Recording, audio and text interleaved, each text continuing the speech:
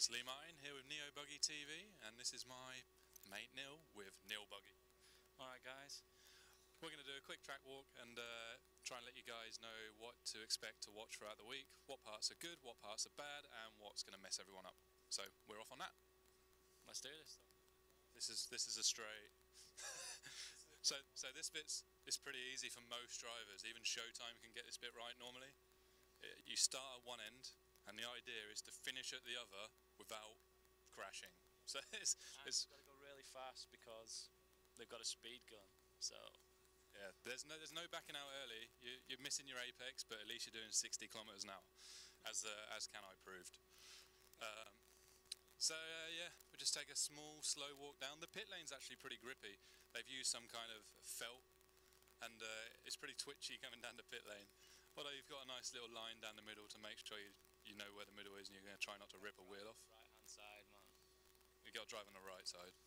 So we go into turn one, and because there's a jump straight after it, you want to be running like a couple of meters wide, just so you can make that double. I mean, I'm not too sure about the finals. I think this first corner is going to be chaos, but the optimum line is maybe 2 meters off the apex, just so you can clear the double no problem.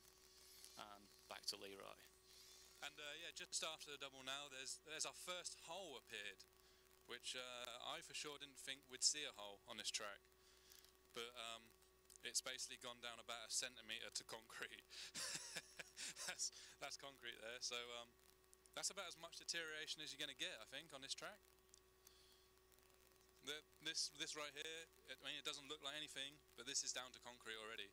So you can see the thin layer of dirt they put on. I mean, the dirt anyway they've put down is really hard and really abrasive. And yeah, as we're down to that already, it's not too dissimilar, to be honest. Alright, this is a little, I mean, this looks like a nothing jump, but if you hit it a little too hard, it does give you a bit of a kick, and it throws off the whole next corner. So not too fast over this, nice and level. Then you get to the, I mean, I think it's just the wooden section. I don't know what to call this, but wooden slats, but basically not too tricky, but you can't go too fast, or you're flipping straight off the side of the track.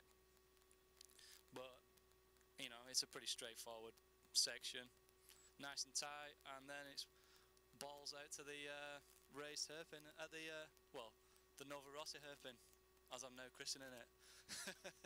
And I think I'm going to let Lee take that one for you.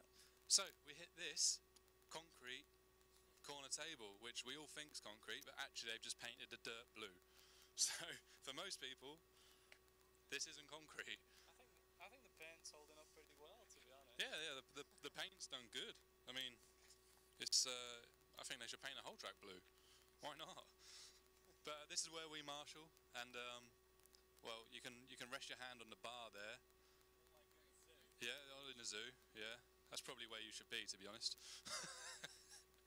But actually, this paint's been wet for about 4 days now.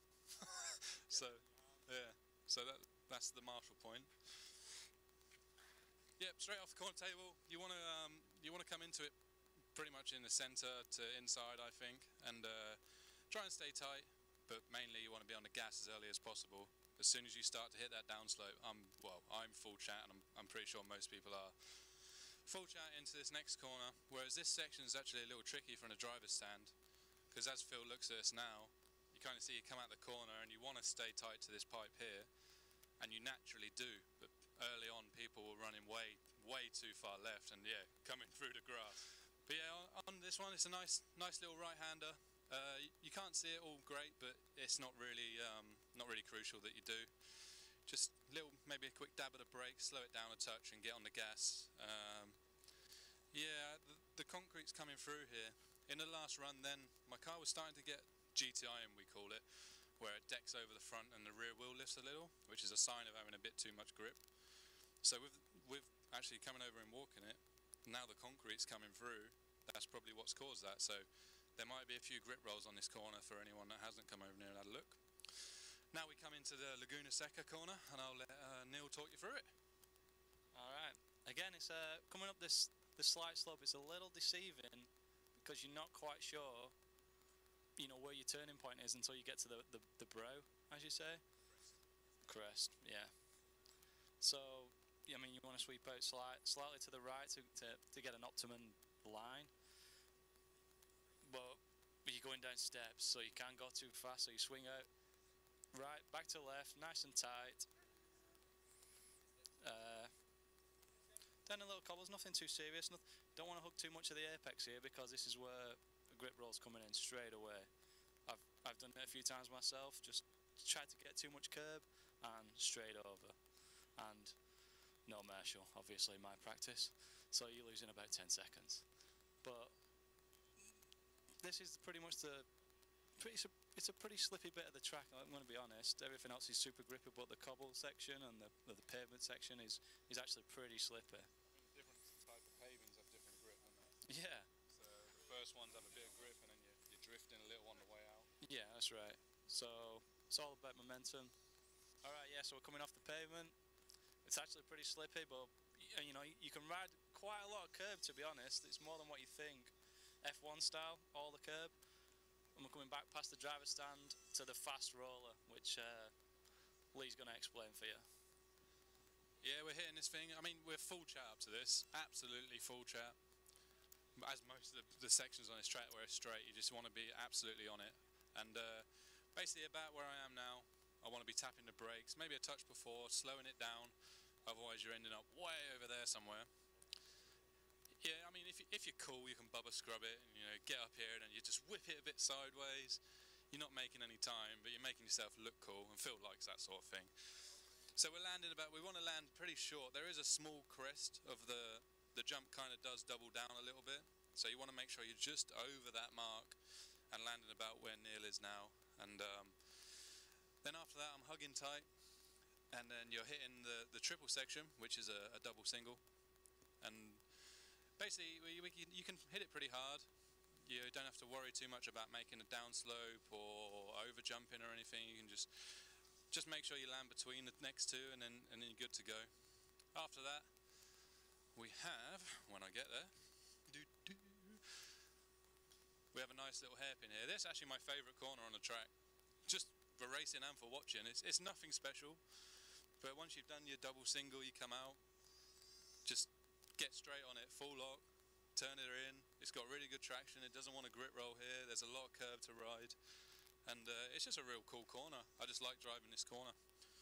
So yeah, once again, there's a lot of concrete here. I think we'll be seeing a lot of concrete before you know it, and it seems like it was a darker colour, so I think you'll see it come up. You might think it's a blue groove, but it might just be concrete. And then you're firing yourself into the first section of a four-piece, a four-jump section, but it's a single roller, big single roller, and then into a double. But this is the first option line we've come to on this track, and I'll let Neil talk you through the options we have. Yeah, so we got a pretty straightforward roller here. I mean, if you take an option one, which is the most popular, you head into it, a lot of brake, nice and tight, and then if you're taking my line, the girls' line, it's nice and easy over this roller. Not as little air as possible, and then a nice easy double. Or if you're one of the cool kids, or you want a super lap, you're just gonna hit the first roller a little harder, bring yourself wide, and then like a late apex, and then cut yourself back across, and make yourself a big double single. I mean, it's maybe a tad faster. There's really not much in it, but it's way riskier. You know, only the top guys are doing it.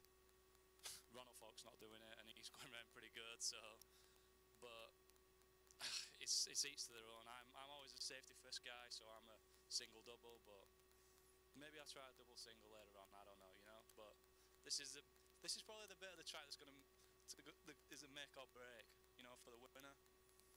Personally, this is where it's going to come from. So, but yeah, two options: nice and safe, single double, or a bit more ballsy, double single. So, and then we come to a pretty straightforward chicane, but it's not turned out to be a pretty straightforward chicane. I'm going to let Lee talk you through this one. So once we've done our option part here, we come into the chicane, which generally on most tracks, this is easy. This is no problem. But on this track, it's probably the most place you'll see a car crash. Well, actually second. We'll get to the first one in a minute. But out of here, you're coming in, you're landing your double or your single. You're squaring up and you're just punching it through. Like you would most chicanes. If it's got a straight line, you're aiming for it. The problem with this one is, it's got this huge red pipe that kicks you in the arse. You come through here, sometimes you think you're miles away, and you can tell by the lack of paint it now has, how many people have hit it. Actually, your best bet is to hit the whole thing. Like, miss it by a foot. If you're missing it by an inch, you're taking your front wheel off. So, yeah, you want to come wide. You want to be fast as you can. You want to keep it in. You want to drive through there like a straight line and be fast, but you're going to hit it at some point, and you could possibly break your car. So, my advice, or my reckoning of it is, I'm going to square up quite early and just drive through smooth. And then aim towards this pretty cool jump up here. I like this jump. It kind of messes you up sometimes, but it's pretty cool. You can come in after you've done your chicane, which you're generally going to be pushed a little bit wide anyway. The first section of the jump is just a normal kicker, and then it's got a real cool off-camber downslope.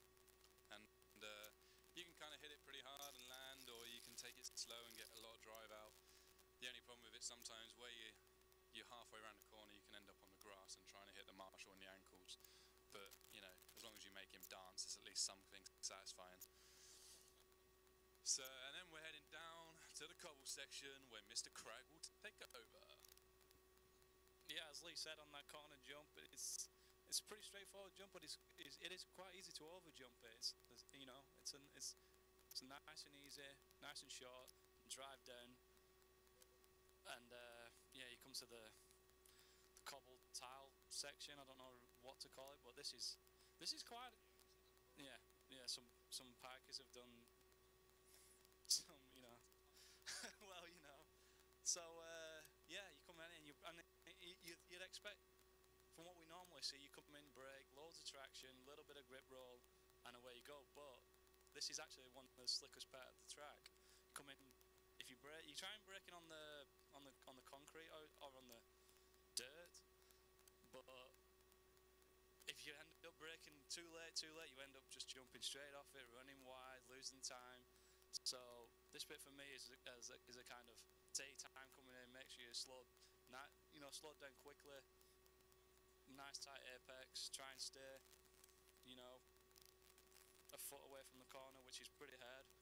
If you want to do some DIY, you pick that up and screw the pipe back in. Good tips.